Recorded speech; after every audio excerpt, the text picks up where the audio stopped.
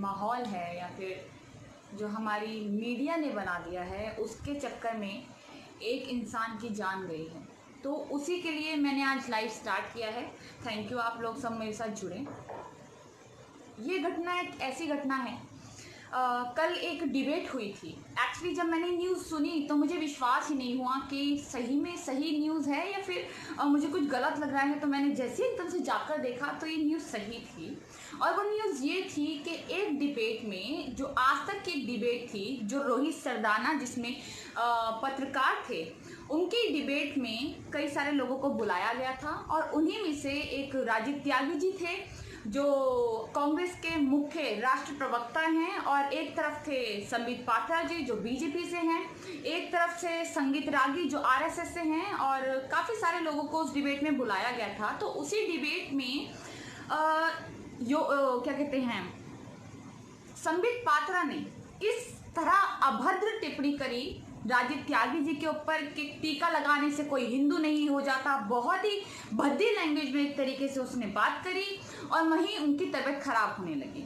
तबीयत खराब होते होते उन्होंने उस इंसान ने जो डिबेट करा रहा था, जो एक तरीके से बीजेपी का दूसरा प्रवक्ता हो गया रोहित सरदाना, उसने वहां जब संबित पात्रा उनको बोले जा रहा था वहां नहीं रोका। और वहां नहीं रोकने के बाद उनको तबीयत खराब होने लगी। जब सब हर तरफ से उनको इधर से उधर से घेर लिया गया, उनकी तबीयत खराब होने लगी। जब उनको हॉस्पिटल ले जाया गया तो उनका वहां पर देहांत हो गया।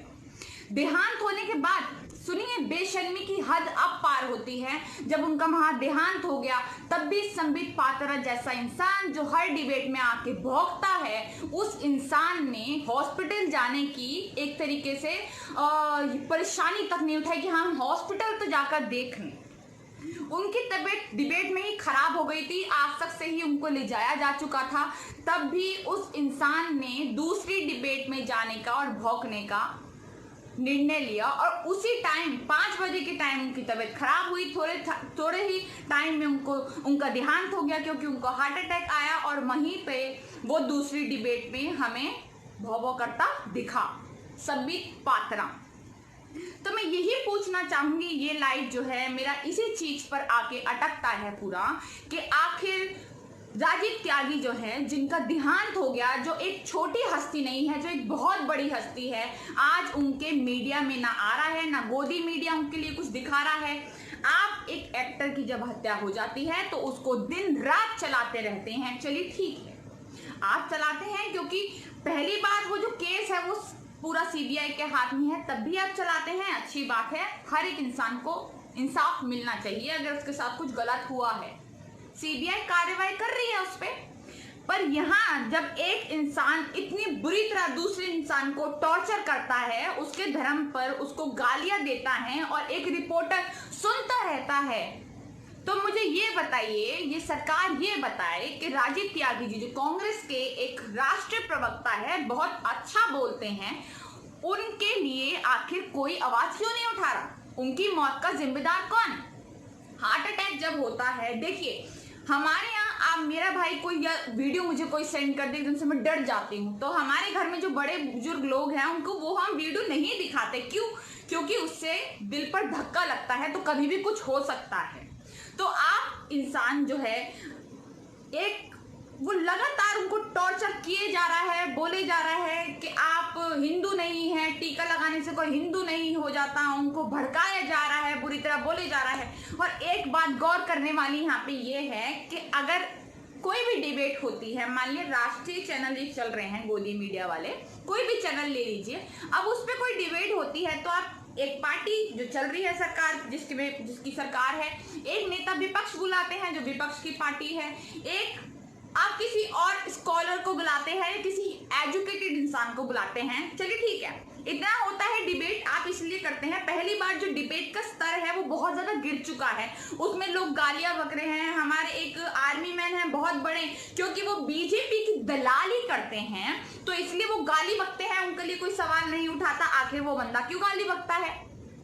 अब हम बात करते हैं यहाँ पे डिबेट्स की। तो डिबेट्स में एक इंसान आता है बीजेपी का, चलिए ठीक है उनकी सरकार है, एक इंसान आता है कांग्रेस का, चलिए वो विपक्ष में है, एक इंसान आता है आरएसएस का। अब ये मुझे ये बताइए कि आरएसएस की क्या हैसियत है, आरएसएस है क्या? आरएसएस क्यों बुलाते हैं? जब आरएसएस और बीजेपी की सोच समझ एक है, जब वो एक साथ मिलकर काम करती है, तो आप एक इंसान के खिलाफ दो जनों को कैसे खड़ा कर सकते हैं, दो जनों को कैसे बुलाते हैं? हर डिबेट में यही होता है, कोई स्कॉलर आता है, कोई एजुकेटेड इंसान आता है जिसे अपनी दूसरी डिबेट में बुलाते हैं, वो सब मिलकर एक नेता विपक्ष को घेर लेते हैं और उसको इतना टॉर्चर करते हैं, या तो वो डिबेट छोड़ के भाग जाए या तो उसे अटैक आ जाए, उसकी मृत्यु हो जाए, जैसे कि कल हुआ। कल ही डिबेट में यही तो हुआ। और कल जो लोग उसके लिए रो रहे थे, आज ही डिबेट में वो नजर आए हमें और वो हंसते नजर आए। उनका नाम मैं नहीं लेना चाहूंगी। तो मुझे ये बताइए कि जो हमारी राजनीति है या फिर जो हमारा मीडिया है, उसका स्तर कितने लेवल तक गिरेगा? या रोहित सरदाना हो गया या फिर ऐसे कई दलाल पत्रकार जो लगातार दूसरे पार्टी के लोगों को, सिर्फ बीजेपी को हटा के, आरएसएस को हटा के हर पार्टी के लोगों को बुलाते हैं अपने चैनल पर और बदतमीजी से उनके साथ व्यवहार करते हैं, तो आखिर उनको साथ कुछ हुआ तो उसका जिम्मेदार कौन होगा? जिम्मेदार तो कोई है ही नहीं, क्योंकि जिसके लिए वो सब कर रहे हैं वो पूरी पार्टी सत्ता में है, उनके साथ तो कुछ हो ही नहीं सकता। तो मुझे यही जो खिचड़ी पक रही है मीडिया के और सरकार के बीच में, आखिर वो खिचड़ी आखिर कितने लोगों की जान लेगी? आप दंगे करा रहे हैं, उससे लोगों की जान जा रही है। आप ये सब जो भारत में हो रहा है, जो भूखमरी के हालात है, इकोनॉमी डाउन हो रही है, उनमें सब में आपका हमें हाथ दिखता है। पर आखिर आप इतना गिर जाएंगे कि आप एक इंसान को इतना टॉर्चर कर देंगे, इतना मतलब इतनी बुरी तरह से उसको बोलेंगे कि वो सहन ना कर पाए, उसको हार्ट अटैक आ जाए और उसकी मृत्यु हो जाए।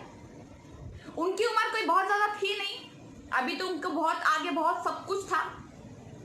कल को आज देखिए, आज का वक्त ये है कि छोटे छोटे बच्चों को, छोटे छोटे लोग, मेरे जैसे भी लोग, उनको भी अटैक आ जाता है। वो तो एक उम्र दराज इंसान थे, बड़ी उम्र के थे, इतनी उम्र नहीं थी पर बड़ी उम्र थी।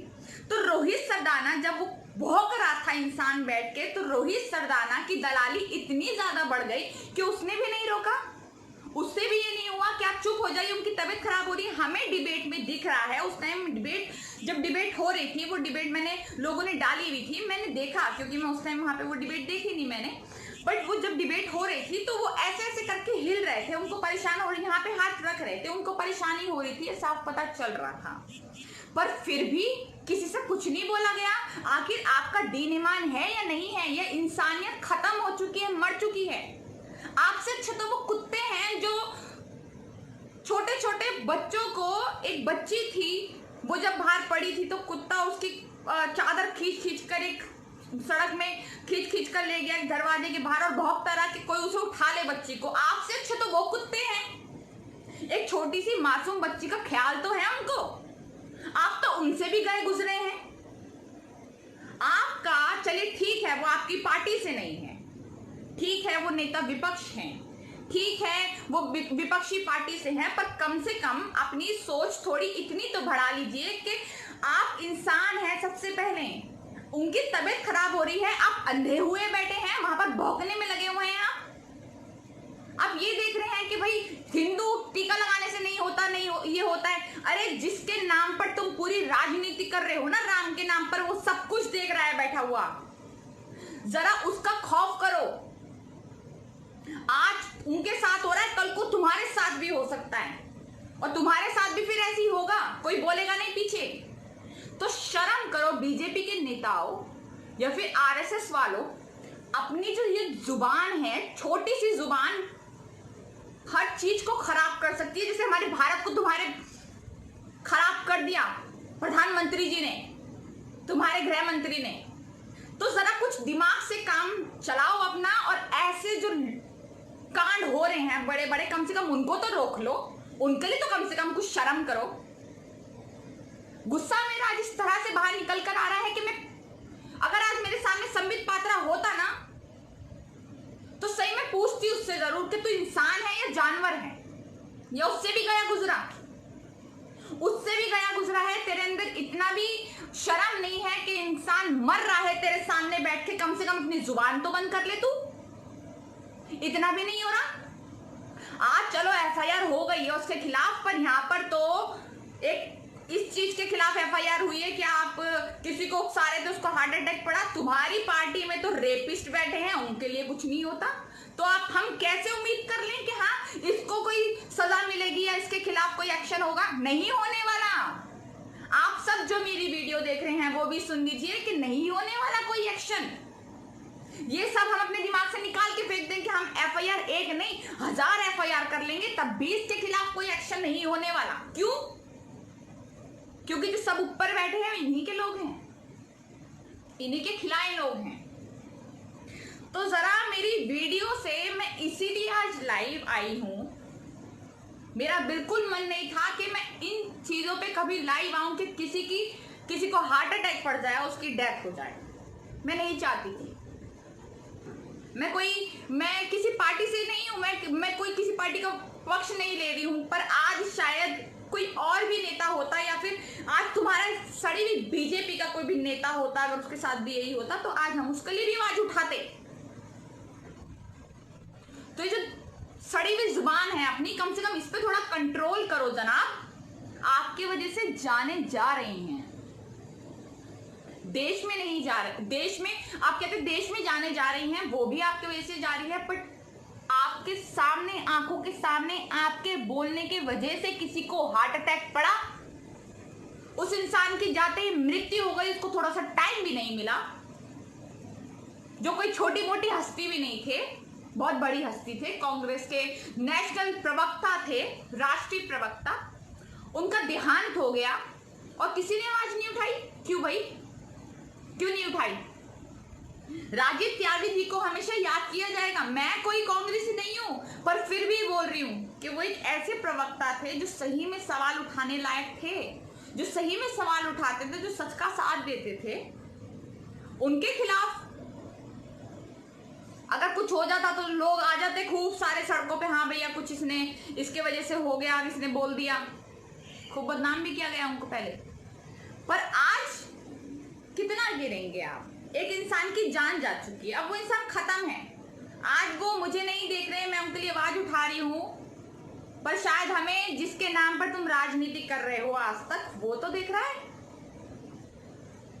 मुझे नहीं फर्क पड़ता, पर तुम्हें तो उनसे फर्क पड़ रहा होगा बहुत ज्यादा। वो तो उनकी तो कम से कम लिहाज करके थोड़ा आगे बढ़ो, शर्म करो, डूब मरो तुम जैसे लोग।